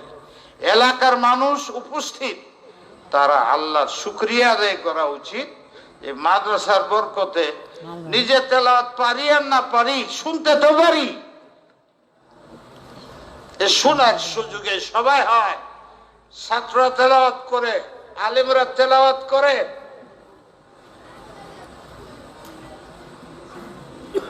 এক নম্বর অসুবিধা, তেলাওয়াত শুনে না, এরা সব গুনায় কবিরা করে। এই গুনায় কবিরাটা করলো আমার কারণে। যদি আমি তেলাওয়াত না করতাম তো 1000 মানুষ গুনায় কবিরা হইতো না। তাই আমি বলি, 2 বার 3 বার মাঝে মাঝে বলবা। আর ফার্স্টে কেরাত নেই, তেলাওয়াত নেই, মানুষ আসা যাওয়া করতেছে, কলে তেলাওয়াতটা দিলে মানুষটা এসে সারবে। ধর্মিয়া কেরাত তো হলো দিল ঠিক করার জন্য, মাইক ঠিক করার জন্য না, মানুষ ডাকার জন্য নয়। বেয়াদবি, চরম বেয়াদবি। যখন সব বসবে তাদের বইলে পরে তেলাওয়াত শুরু করো, 2 বার 3 বার বলো, মাঝে মাঝে বলো তেলাওয়াত হবে, গান বন্ধ করেন, তেলাওয়াত হবে, দোকান বন্ধ করেন। 1 মিনিট হয় তেলাওয়াত, 2 মিনিট হয়। আর হুজুরা মাঝে মাঝে পড়ে, শুনেন, দিল ভালো হয়ে যাব। এবার বইলে বইলে বইলে বইলে সব জায়গায় আলেমরা মানুষকে সচেতন করতে হবে।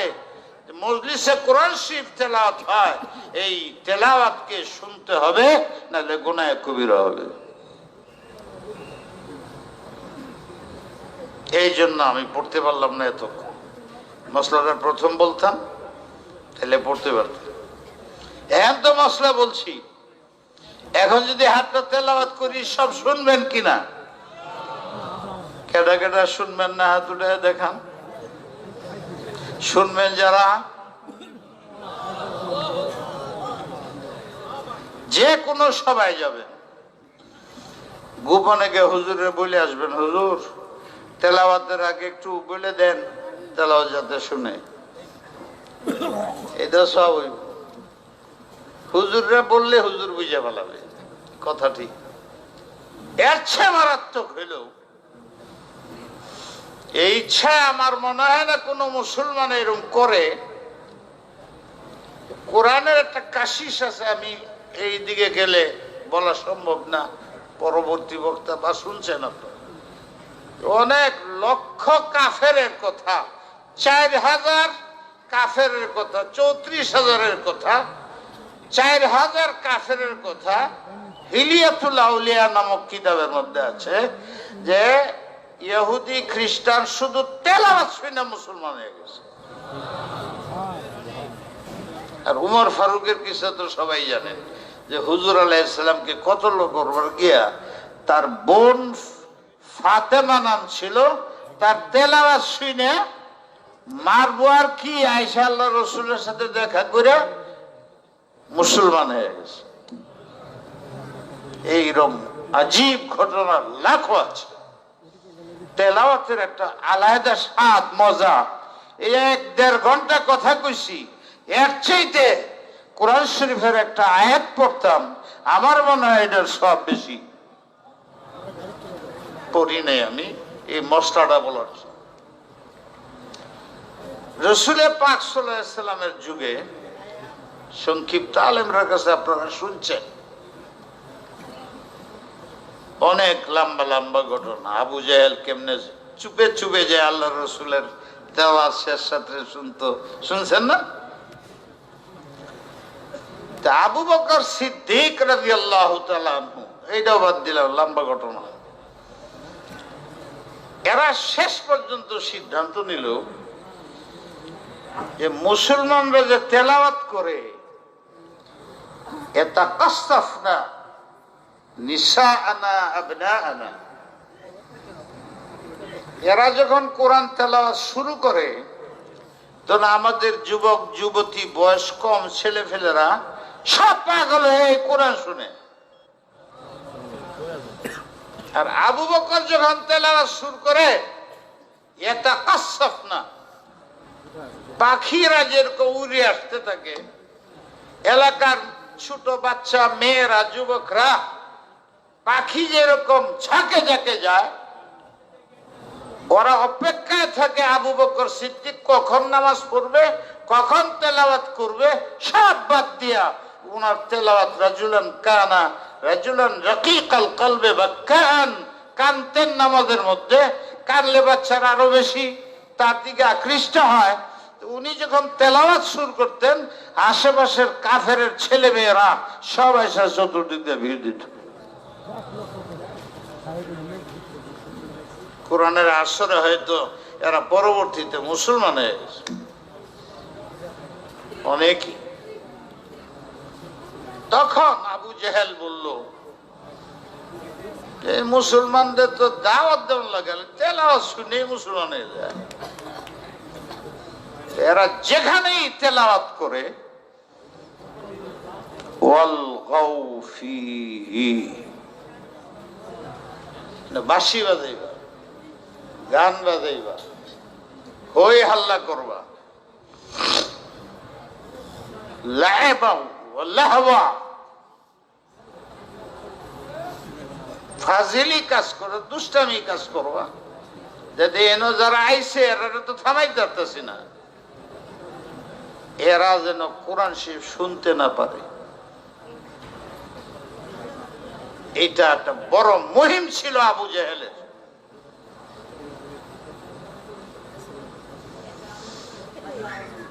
যেখানেই তেলাওয়াত হবে নেই ঘাম, যেখানেই তেলাওয়াত নেই হট্টগোল, চিল্লা চিল্লি, যাতে এই তেলাওয়াত কারো কানে না যায়। এটা আবু জাহেলের একটা সিদ্ধান্ত। আমার কষ্ট লাগে তখন যখন দেখি যে মাকে তো লম্বা জায়গায় লাগায় রাখছে, দেখা যায় দোকানের মধ্যে গান হইতেছে, তেলাওয়াত হইতেছে, আর মজলিসের মধ্যে হই হাল্লা করতেছে, শুনতেছে না। তো সন্দেহ লাগে, এরা তো আর আবু জাহেল না। মান তাশাব্বাহা বিকওমিন ফাহুয়া মিনহুম, যার চেহারা, লেবাস, কথাবার্তা, আখলাক, চরিত্র যার সাথে মিলে, আচার আচরণ, কৃষ্টি, তাহজিব, তামাদ্দুন, সংস্কৃতি আবু জাহেলের লাগে মিললে তার হাসর আবু জাহেলের সাথে হবে। কাফেরের সাথে মিললে তার হাসর কাফেরের সাথে হবে। ফাসেকের সাথে মিললে তার ফাসেকের সাথে হবে। বেদাতির সাথে মিললে বেদাতের সাথে হবে। কাদিয়ানির সাথে মিললে কাদিয়ানির সাথে হবে, শিয়ার সাথে মিললে শিয়ার সাথে হবে। যারা নবীকে, নবীর ইসমত মানে না, নবীর সাহাবাদের আদালত মানে না, তাদের কিসমতে নবীর সাথে হাসর, সাহাবীর সাথে হাসর হওয়া সম্ভব না। তাদের সাথে আমাদের অনেক দূরত্ব। ওরা জীবন দিতে পারি নবীর ইজ্জতের জন্য, আমরা সব লুটিয়ে দিতে পারি সাহাবাদের ইজ্জতের জন্য। তাদের বাদ দিয়ে আমাদের কারোর সাথে মিল হয় না, হইলে এটা মুনাফিকি। আহলে সুন্নাত ওয়াল জামাতের একজনও বলবে না যেটা মুনাফিকি না, এ সম্ভব না। কারণ আমি আমার নবীকে নিষ্পাপ মানি, আমি আমার সাহাবাকে মেয়ার মানি। যে মানবে না সেটা কোনো মিলের প্রশ্ন আছে? বিয়া ছাড়া যেরকম বিবি ব্যবহার করা যায় না, আমার নবীকে যারা মানে না, বলে ভুল করে, অসৎ কথা বলে, সাহাবারা সব ভুল করে, সাইদ ইমামে ভুল করে, এদের সাথে আমাদের কোনোদিন হাজার চেষ্টা করলেও মিল হবে না। একজন থাকো হকের উপরে, হক একজন, আমি ওর সাথে। অন্য লোক বেশি, ওরা হক না, ওর সাথে নাই। দাওয়াত চালাইয়া যাবো বিল হিকমতি ওয়াল মাউইযাতিল হাসানা ওয়া জাদিলহুম বিল্লাতি হিয়া আহসান। দাওয়াত চলবে হিকমতের সাথে, দাওয়াত চলবে মাউইযাতের সাথে। আর যখন যুদ্ধ আসবে তখন দাওয়াতের হিকমত চলবে না, ওইটি আরেক জিনিস। ওখানে সিদ্ধান্ত, কথার মধ্যেও চেতা, অস্ত্রের মধ্যেও চেতা। তুরহিবুনা বিহি আদুওয়াল্লাহ, এই পরিমাণ মার্কাজ থাকবে, ক্ষমতা থাকবে, অস্ত্র থাকবে। কাফেরদের সাথে যুদ্ধ যখন করব, হাতও চলবে, লাঠিও চলবে, মুখও চলবে, চিল্লা হবে, সব ঠিক। ওখানে শক্তি প্রদর্শন হবে, কিন্তু এইখানে না, তালিমে না, তরবিয়তে না। এখানে মাদ্রাসায় চলবে শফকত, মোহাব্বত। ছেলেরা বুঝবে যে আমরা যাই ছিলাম, আমরা যাই এলেম শিখছি উস্তাদের কাছে শিখছি, নাহলে জাহান্নামে যেতে উস্তাদদের। আর এই ছাত্রদের এই ভাবটা নিতে হইলে উস্তাদকে সাংঘাতিক শফিক হইতে হবে, মোহাব্বত করতে হবে ছাত্রকে। ছাত্র যেন উস্তাদের কথার বাইরে না যায়, তার আখলাক, চরিত্র, তার আমল, ইখলাস, সুন্নতের ইত্তেবা দেখলে ছাত্র, উস্তাদ যদি যোগ্য কম হয়, ওর জন্য ছাত্র পাগল হয়ে যায়। ছাত্ররা যেন বুঝে আমার উস্তাদ আল্লাহওয়ালা, মুসলমানরা যেন বুঝে ইনি আল্লাহওয়ালা, আর তুমিও নিজে আল্লাহওয়ালা হও। আবু জাহেলের সাথে মিলে না যাতে, তোমার চেহারা যেন আবু বকর সিদ্দিকের সাথে মিলে, উমর ফারুক সহ সাহাবায়ে কেরাম, তাবেঈন, আইম্মায়ে মুজতাহিদিন, সাহাবায়ে কেরামের উপরে এরা এবং উলামা ওয়ারাসাতুল আম্বিয়ার সাথে তোমার সংস্কৃতি, আদব, আখলাক, চরিত্র, লেখাপড়া সব বুঝে। ইলম সারা কিচ্ছু পৃথিবীতে নাই। আল্লাহওয়ালা ইলম ছাড়া হবে না। ইলম বলতে কোনটারে বুঝায় আমি এটা বুঝাইছি, হাদিসে কি আছে? অনেক লম্বা ঘটনা। একদিন হুজুরে বলছেন, তোমরা এত আমল দেখাও, আনা আ'লামুকুম বিল্লাহি ওয়া আতকাকুম, আমার সবচেয়ে বেশি ইলম আছে, এই জন্য আমি সবচেয়ে বড় মুত্তাকি। সাহেবে তাকওয়া মুত্তাকি হওয়া সম্ভব নয় ইলম ছাড়া। ওই ইলমের এই হলো মাদ্রাসা। হযরত আয়েশা সিদ্দিকা বললেন, কেমনে যাব? আনা, আপনি জান্নাতে যাবেন, আপনার আমলের দ্বারা যাইতে পারবেন না? কয় লা, আমিও না। কেমনে যাবেন? ইল্লা তাগাম্মাদানি আল্লাহু বিরহমাতি, আমাকে আল্লাহ দয়া করে জান্নাতে নেওয়ার ফয়সালা শুনাই দিয়েছেন। কি অর্থ হইল? জান্নাতে যাইতে হলে আল্লাহর রহমত লাগবে। কি লাগবে? আল্লাহর রহমত লাগবে। আল্লাহর রহমত পাবে কে?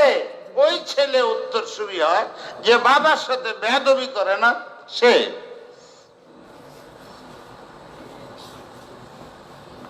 আল্লাহর সাথে যদি আপনি বেয়াদবি না করেন, গুনাহ না করেন, নাফরমানি না করেন, তাহলে ওনার রহমত আপনার দিকে আসবে। আর এটার স্বভাব হইল আমল। ওয়াতিলকাল জান্নাতুল্লাতী উরিসতুমুহা বিমা কুনতুম তা'মালুন, তোমরা আমল যদি করো আমি বুঝবো। আর এই আমলগুলো সুন্নত মোতাবেক হইতে হবে, ইখলাসের সাথে হইতে হবে, আল্লাহ ছাড়া কারোর জন্য নয়। আর এটার তরিকা নবীর তরিকার বাইরে নয়। আর নবীর তরিকা মতে আমল করলেই ইখলাস আসে। অতএব এলেম শিখতে হবে। আর আমাদের আল্লাহ নিজাম মানে খাস করে এশিয়া সারা পৃথিবীতেই মাদারিস ছাড়া হয় না। এই মাদারিস গুলোর হেফাজত এলেমের দ্বারা হয়, উস্তাদরার দ্বারা হয়, গাছের তলে বললে হয়, ছাত্রদের দ্বারা হয়। এদের বাইরে এলেমের এই দেশে কোনো ব্যবস্থা নেই। আর এদেরকে টিকায় রাখবে দেশের জনগণ, আপনারা। চতুর্দিক দিয়ে মাদারিসকে খতম করার জন্য যা কিছু হয়, এটার জন্য আপনাদেরকে রুখে দাঁড়াইতে হবে। ঠিক না বেঠিক? ঠিক না বেঠিক? আল্লাহ পাক আমাদের আমলের তৌফিক দান করুন। মান সান্না সুন্নাতান হাসানাতান ফালাহু আজরুহা ওয়া আজরু মান আমিলা বিহা ওয়া মান সান্না সুন্নাতান সাইয়্যাতান ফালাহু ভিজরুহা ওয়া ভিজরু মান আমিলা বিহা। যে নেকির কাজ করবা, তাআবানু আলাল বিররি ওয়াত তাকওয়া, আর তোমার দ্বারা 1 কোটি মানুষ নেকির কাজ করে, সব তুমি পাবে।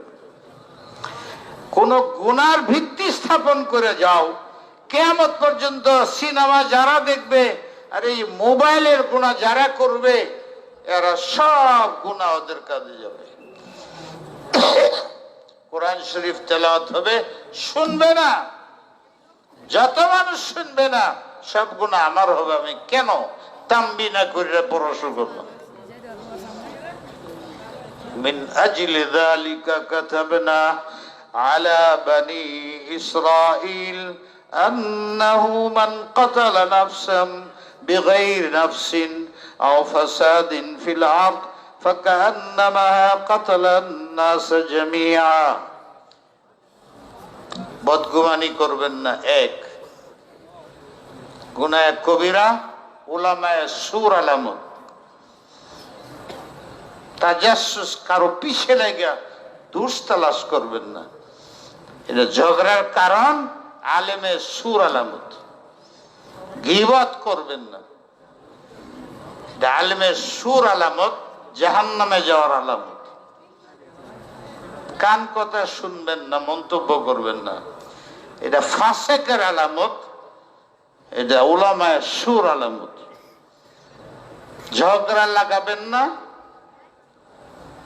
কুটনামি করবেন না, এটা আলেমের সু, জাহান্নামে হওয়ার আলামত।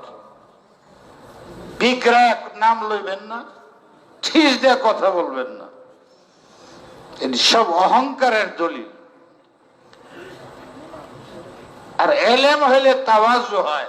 আল্লাহ রসুল মুতাওয়াজি ছিলেন, রাফাহুল্লাহ, বিনয়ী যত, এটা নবীর আলামত। নবীর সুন্নতের আলামত। ইখলাস থাকলে এটা নবীর আলেমে হক্কানির আলামত। তাওয়াজু থাকলে আলেমে হক্কানির আলামত। আর কিবির থাকলে আলেমে গায়রে হক্কানির আলামত। রিয়া থাকলে আলেমে হক্কানির আলামত না। হাসাদ করলে কঠিন পাপ, সব নেকি একদিকে। হাসাদ থাকলে কিবির আছে, এটা এক পাল্লায় দিলে এটা ভার বেশি, জাহান্নামে যেতে হবে। মহাব্বত থাকলে জান্নাত পাওয়া যাবে। আদাওয়াত নিলে দুনিয়াতেই লাঞ্ছিত হইতে হবে। এটি উলামায়ে সুর আলামত।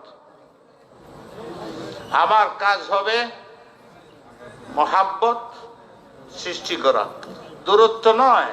এই জন্য সালাম।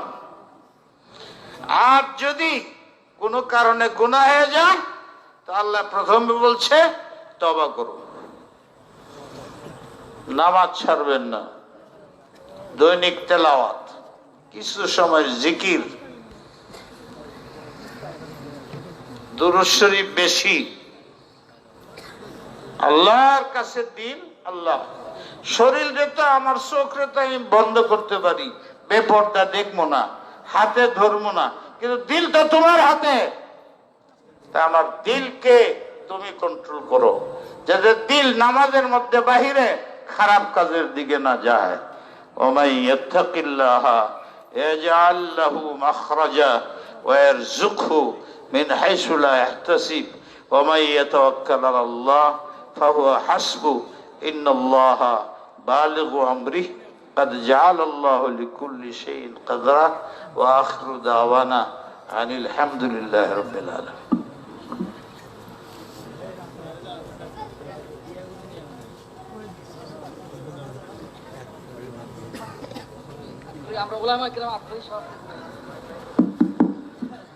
আলহামদুলিল্লাহ, আমরা হযরতের কাছে দরখাস্ত করছি বায়াত হওয়ার জন্য। তো আমরা দুদিক থেকে দুইটা রুমাল ছেড়ে দেই। আর Bismillahirrahmanirrahim.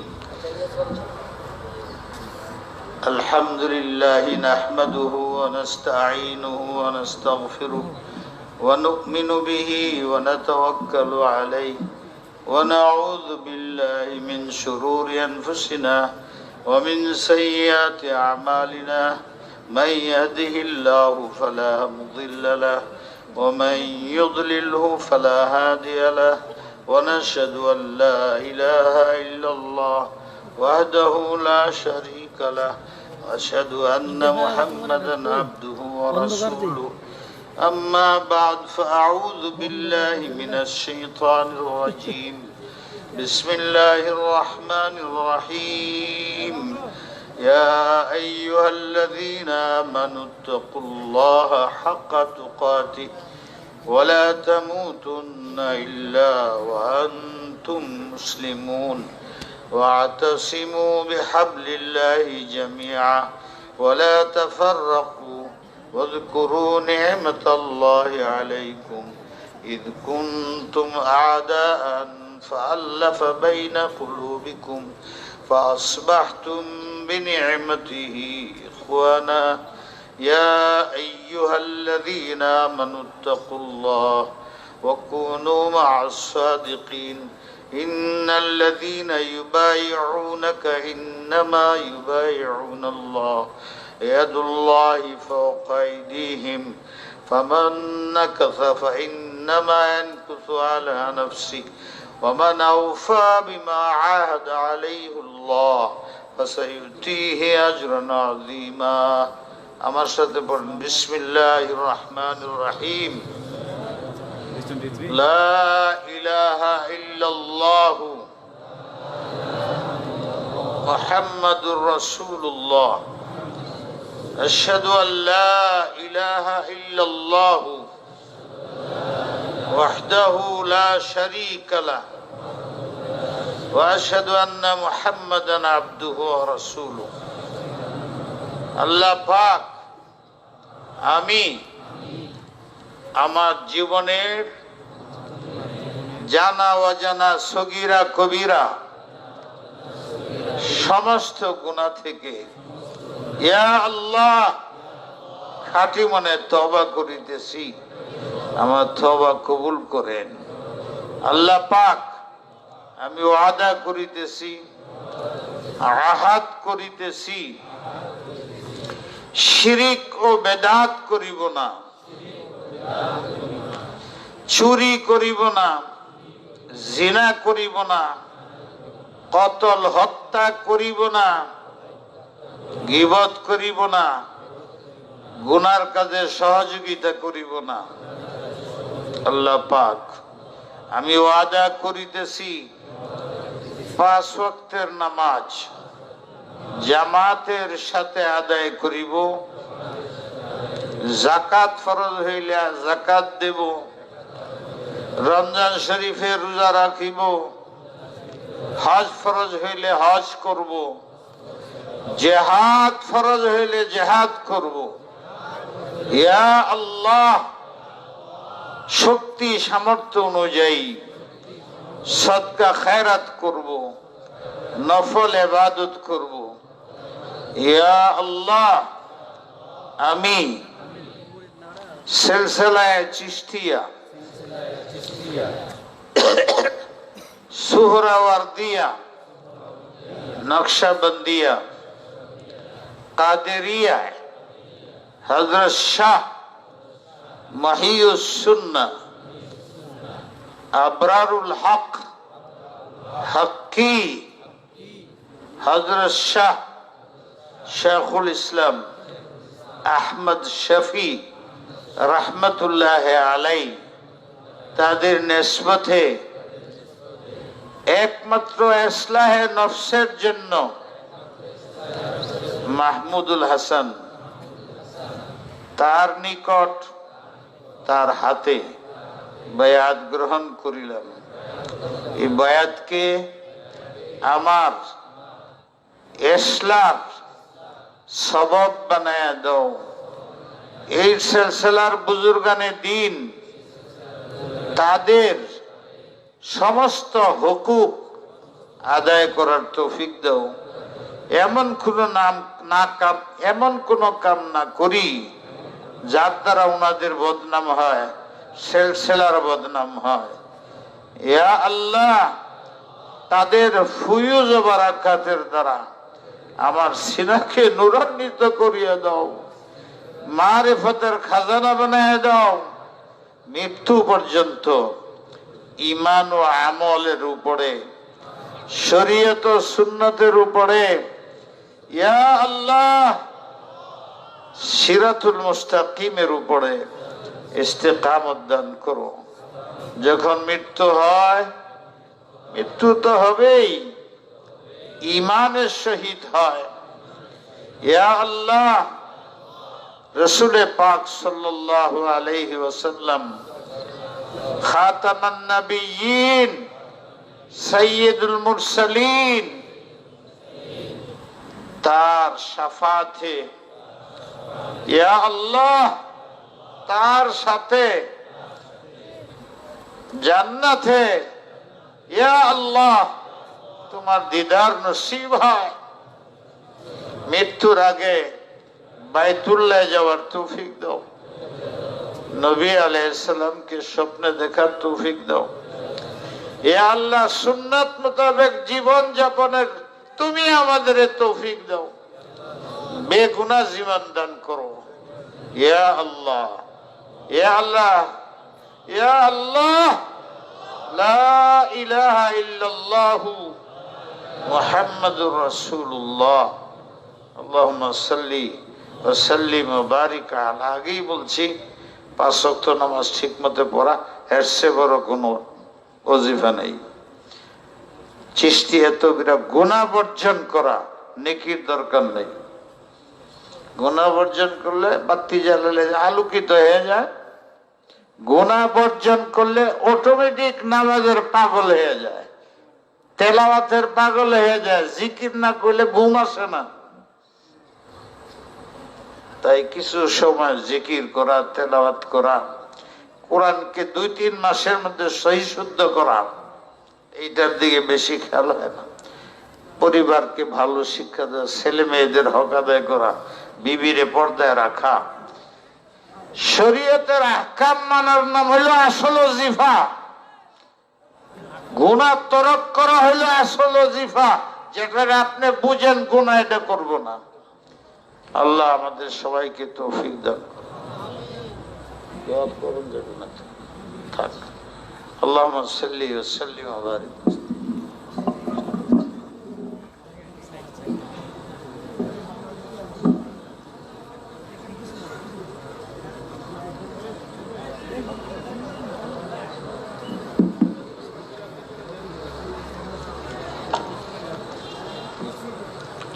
সম্মানিত সুধী,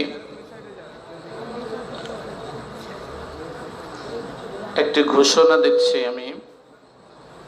মারকাজি ইজতেমা 2024, মারকাজি ইজতেমা 2024, স্থান যাত্রাবাড়ি বড় মাদ্রাসা প্রাঙ্গণ, সকাল 9টা থেকে শুরু, রাত 10টা পর্যন্ত। তারিখ 23 নভেম্বর 2024, শনিবার দিন।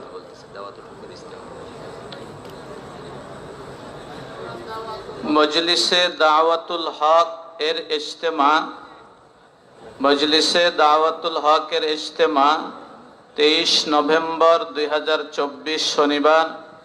স্থান যাত্রাবাড়ি বড় মাদ্রাসা প্রাঙ্গণ। যারা পারি সেখানে যাওয়ার চেষ্টা করি ইনশাআল্লাহ। সম্মানিত ভাইয়েরা, আমরা আগে জেনেছি আমাদের মেহমান আল্লামা ফরিদ উদ্দিন আল মুবারক হযরত আমাদের মাঝে উপস্থিত আছেন। এজন্য আমরা মজমা না ভেঙে বসে পড়ি। হাটহাজারী মাদ্রাসার মুফতি ও মুহাদ্দিস হযরত মাওলানা হুমায়ুন কবির সাহেব দামাত বারাকাতুহুম আমাদের মাঝে উপস্থিত আছেন। আমরা মজমা না ভেঙে মজমার মধ্যে জমে জমে বসে পড়ি ইনশাআল্লাহ।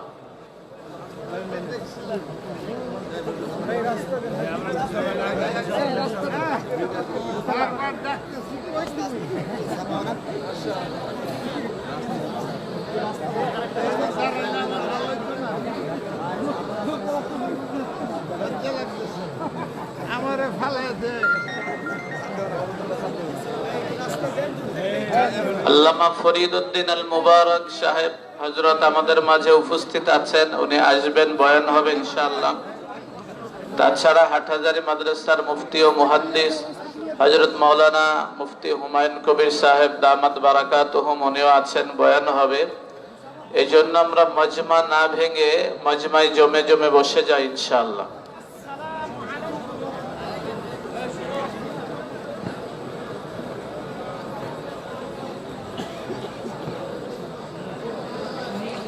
যারা মুসাফা করার জন্য চেষ্টা করছি, মেহেরবানি করে কষ্ট না দিয়ে রাস্তা ফাঁকা করে দিলে ভালো হয়।